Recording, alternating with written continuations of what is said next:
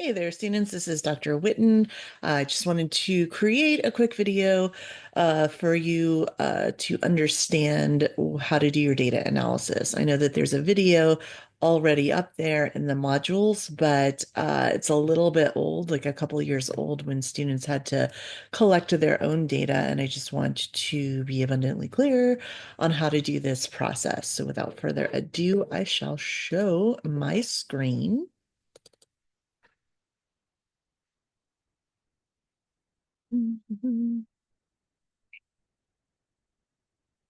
So, first of all, you have some instructions here. Like if you go to the modules and then you've got a bunch of information here.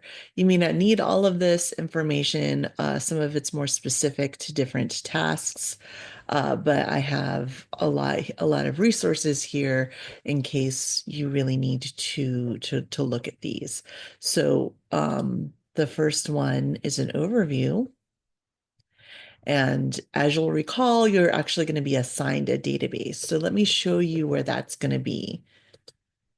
So this is where your hypothesis worksheet is. So you would click on that just like you did before. It's under assignments. And so if you scroll down to the bottom,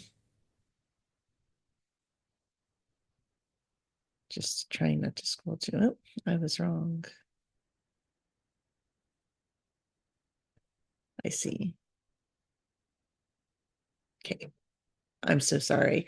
In certain views, it's at the bottom, but here it is actually on the side. So you might, if you've got a smaller, like a tablet or something, you might need to look at the bottom. But on my laptop here, it's off to the side, and you can see in the comments, it says Witten, just my last name, and then some weird numbers. You don't have to worry about what those weird numbers are. It'll be your last name. And really, these are just for myself and the TAs to know, like in the database, what's the range of scores and stuff. But that's not really what you need to know. It'll be an Excel file. And so you will need to download that and open it. And so I already had this open, so it's yelling at me. But in the end, this is what you'll see. And let me draw your attention here to a couple of things. First of all, the first sheet on here is exactly what you would copy and paste into SPSS. And so most of you are doing an independent samples t-test. And for an independent samples t-test, the data in SPSS, if you remember from your statistics class, is stacked on top of each other. So in SPSS, each row has to represent a new person. And if you're doing an independent samples test, the people in each group are different. So it's not the same person taking, being exposed to fiction in this case and then nonfiction. It's different people who get fiction and different people who get nonfiction. So if it's all people going down here, we have to like each row has to represent a different person. So all the persons in this database who are assigned a one are in the fiction group. And if we scroll down, all the people here underneath that are assigned to two are in the nonfiction group. And just to clarify, I have the exact same data in your database is represented on another page, the way most people think of data uh, in a spreadsheet side by side. So this is the fiction group, this is the nonfiction group. It's the exact same data as this, only it's represented slightly differently. And so this might be easier for you to create a figure in Excel to create that bar graph. But let's look at this. As you probably saw at the top here, we've labeled it. So fiction, I don't know what this is, what's going on there, but we've got fiction, one equals fiction, two is nonfiction. So you know what those numbers mean. And the dependent variable here is empathy. So I'm going off the hypothesis worksheet that the example that I gave to you guys. So I'm going to first show you how to run the SPSS. And so we'll see if it lets me copy it this early. So um, I'm just copying all of that data. I'm going back here like this, large. So, nope, not that one. So here, this is UCF apps for statistics. You should be very familiar with this. You will just log in as usual. If you have a hard time navigating to UCF apps, you can just Google it. It's pretty easy to find. I think I've got instructions somewhere. I definitely have a video on using SPSS, using UCF apps. And so you sign in with your NID followed by at ucf.edu. Your password is the one that's associated with your NID, of course. And then we'll open that up. And then for me, this is what I usually use in UCF apps. It may look more like this for you, but it's just the IBM SPSS statistics.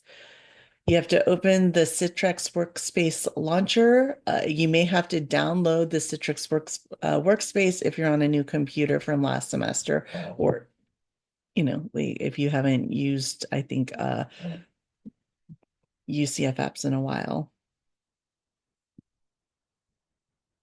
And so this does take a while sometimes, and yes, you will need to log in again. And my mouse isn't working, so bear with me.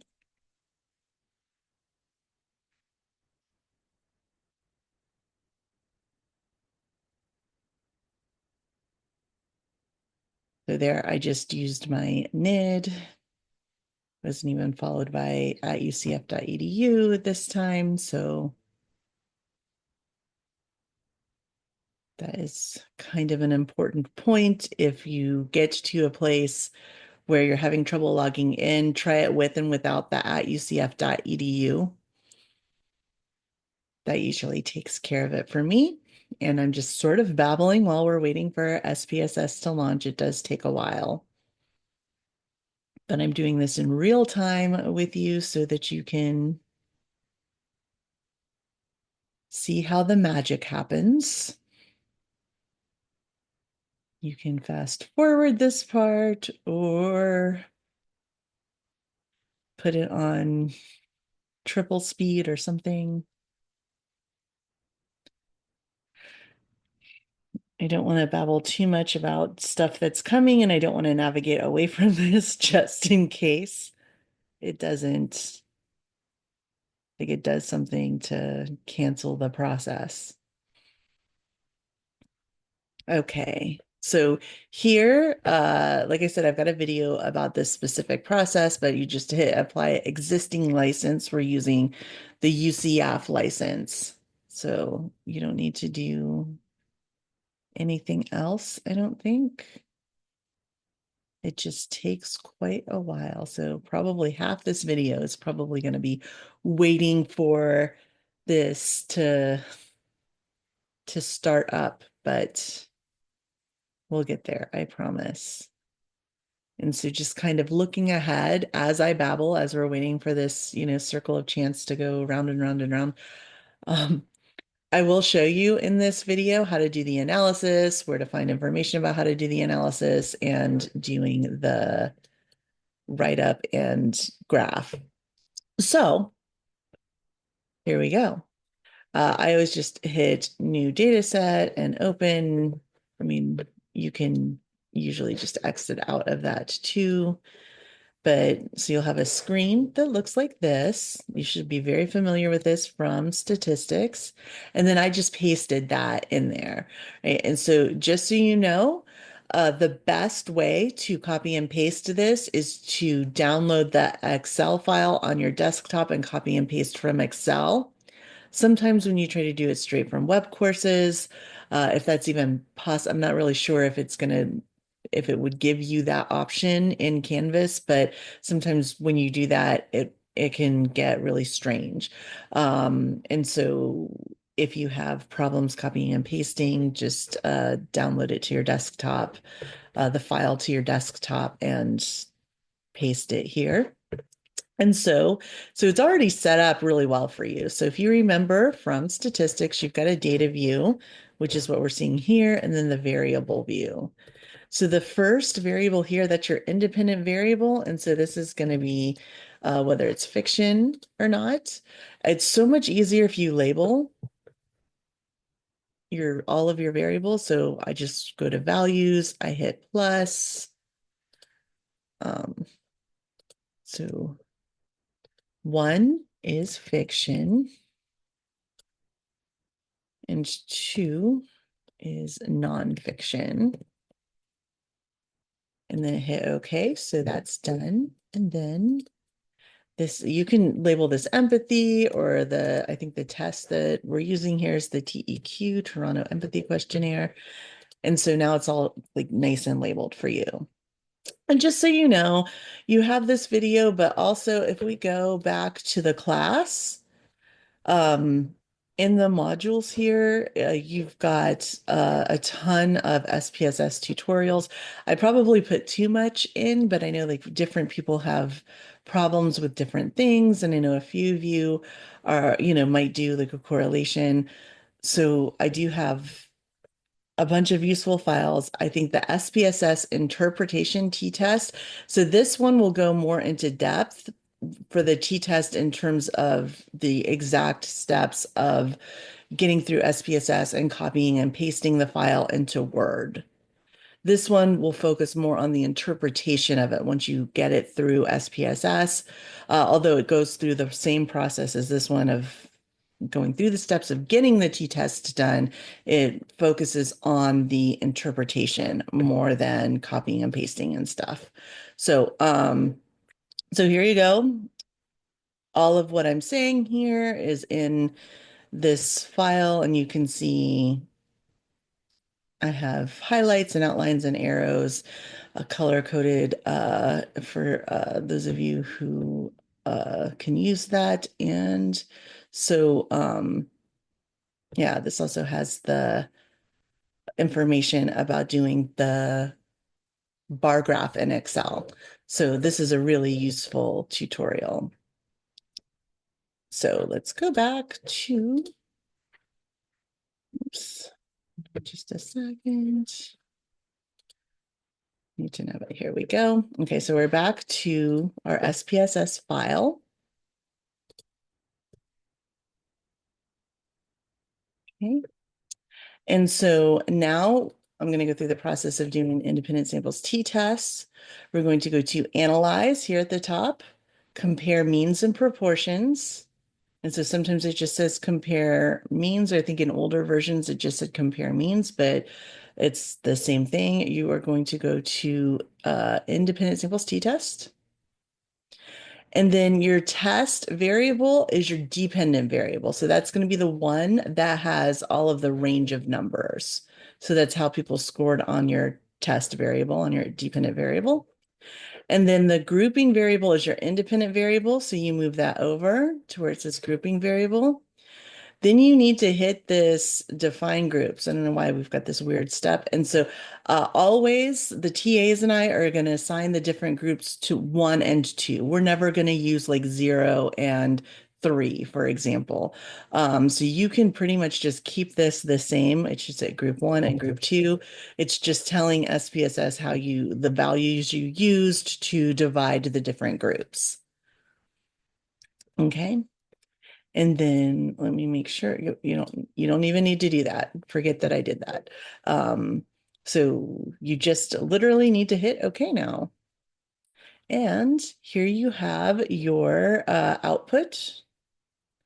You have your means and standard deviations here. So these are the things that you'll need. So there's the mean for fiction is 21.12 with a standard deviation of 11.93. And then you can see the mean and standard deviation for nonfiction. So you'll need that information. And then you'll forget these first two. That's something you can talk about in advanced statistics if you go there, but it's just the first line. So we're going to assume equal variances. you're going to need this T value, the degrees of freedom, and then the P value. So I know I've got to harken back once again to your statistics class. If your hypothesis was directional, so if you said, so I would hypothesize that fiction readers would score higher on the empathy test. That's directional. I'm saying which group would score higher. That's a one-sided. If I say, oh, well, there'll just be a difference between people who read fiction and nonfiction on empathy, but I don't know which one will be higher. That is a two-sided test. So I would pick the one-sided test. Most people need to use the one-sided test. Um, and so if you remember way back in your statistics class, this needs to be lower than 0.05, lower than 0.05. So remember, 0.05 is the typical alpha level. The p-value needs to be lower than the alpha. So you want to look for this to be lower than the alpha level. And of course, it's not, right? So 0.08 is higher than 0.05. So here we have to reject the null hypothesis. Okay. And so that's how you would interpret it. So you've got that. What I would do, and I know this is on a worksheet, like I literally, because it's hard sometimes to read. You can, if you can save it as a PDF, that's okay. But I just copy and paste this information. You can do select all, or you can just copy one at a time into a Word document and submit the Word document, and that will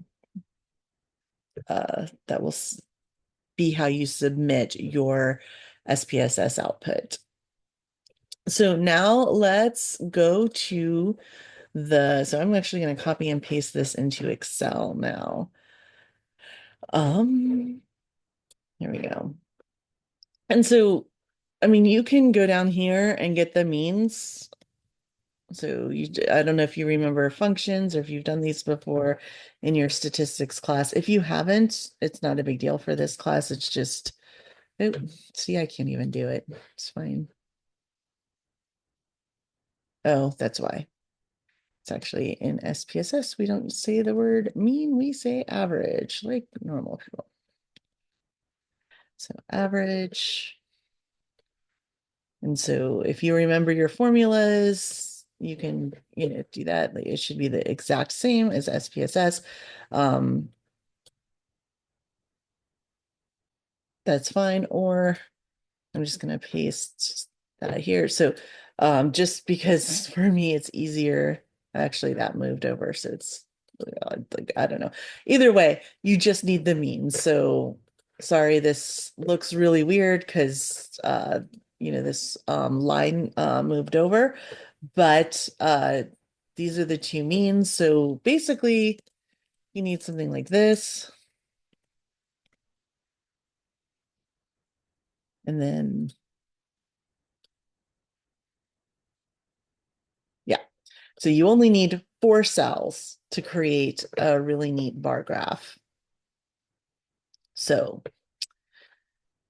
once you have those 4 cells, so it's basically the label for each of the 2 groups, fiction, nonfiction, and then the mean for each of those 2 groups. Now, I know typically in APA format, you would do error bars. I think that for this class, we're keeping it simple. We're just kind of learning how to do this stuff. Okay, so what I did here in Excel, I went to insert, and I know that Google Sheets can do this too. If that works better for you, that's fine. Just I don't really do things like that in Google Sheets. So if you already know how to do it, that's fine. I just can't teach you how to do it. Okay. So yay. That was simple. Here, do I need to talk you through that? Insert. There's a little bar graphy thing here. It may look a little bit different on a PC. I'm on a Mac right now. So just kind of look around. I mean, I always find it super easy to just Google how do you get a column chart in a on a PC in Excel or something like that. And then, there's usually like 1,000 little videos and stuff that shows you.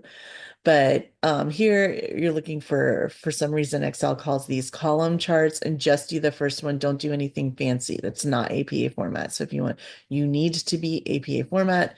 It's just the first one. And then we need to reformat this for APA. And so I find the easiest way is just to, like, first of all, I just delete the chart title, and then you just basically have to label the axes, right? And so we go to axis titles, it's way over here on the left, primary horizontal. I would call this type of reading. And then go over here, same place, primary vertical, that'll get our x-axis, average score on TEQ. Okay, so make sure that you label those, and they need to be, clear and descriptive labels. Don't try to be fancy, just like a very basic idea of what those variables are. And so now, let's see, okay, so that's the example that I gave you before. So to write this up it's not great. So like literally what I would do, you can put it all in one document. I would copy and paste. Let's see if does that correctly. Yeah, it always does this weird thing. You don't have to delete that, but I always delete that weird thing at the top. And so there's your SPSS output. And then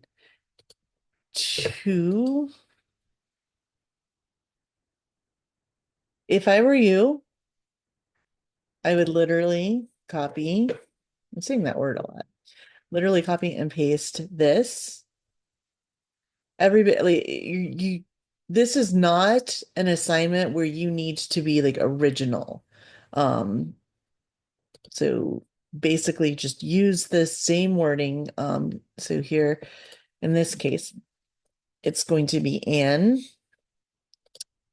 you can use say between subjects or independent samples, whatever.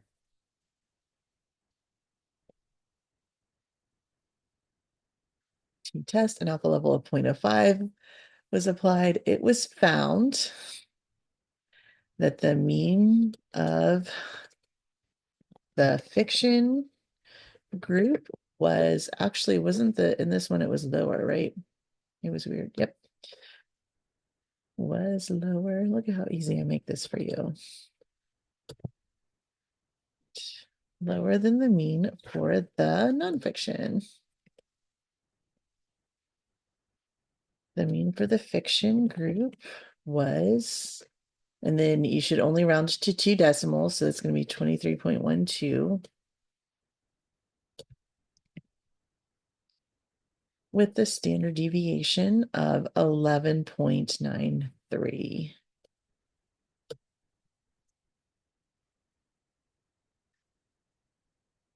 And to obviously make sure all of this weird formatting's gone.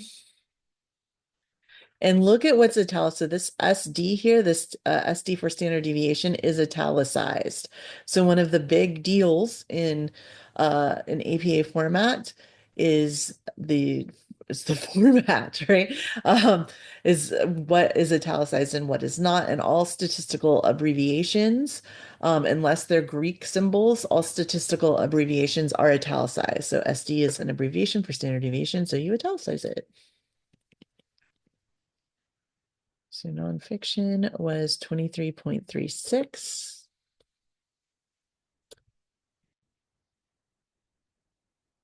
36, right? So what I just said, yeah. With a standard deviation of 11.38.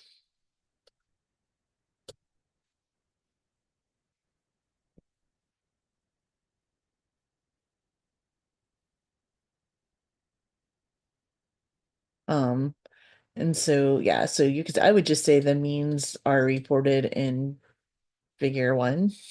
but you can say it however you want to. The means are reported in well, this test does not reveal because the p-value is too high, right? So it does not reveal a statistically significant difference. And so here we do t equals, and so the t is italicized, but the numbers are not italicized. So t equals, and there should be spacing around the numbers. So t equals 1.39. I would just round to 2. You can round to 2 or 3, I think, in APA format now, but for these, I always do 2. I just think 2 is cleaner and easier to read. And so 98 is the degrees of freedom. Here, like you don't have to put the negative in for these. Oh, I'm sorry. I don't know what I was thinking there. The 98 goes right there after the T. I can't think and do things at the same time. I mean, let's face it. I'm not really great at doing it. All right. Okay, so here, like you could put p less than 0.05 if you wanted to. Most people nowadays, now that we have fancy computers, just do p equals, and so in this case, the p equals like 0.08, I think is what we had. Yeah, 0.08. Okay, and so there you go. Like I would just say results. I'd probably do a space, just kind of APA format this up. There we go. Yay. And then I would add your figure. And so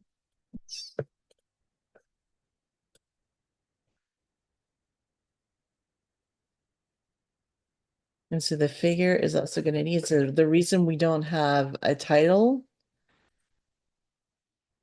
on this is we do a figure caption. Oops, not a camp caption. And so this is basically like a sentence about your figure, right? So if you think of like a title or a sentence about your figure, it's going to need to include all of the important elements. So I typically say average. I use the term as a function of a lot. So average score on TEQ as a function of type of reading. And then I would probably put in parentheses here, fiction versus nonfiction. And then you put a period after that, and then you're done. And so you actually number that, sorry, figure 1, and then you put the caption, I believe, in APA format. That's on the next line too. So it'll look like this. And now, like, I just did a data analysis. So I haven't looked to see how long this video is, but let's see.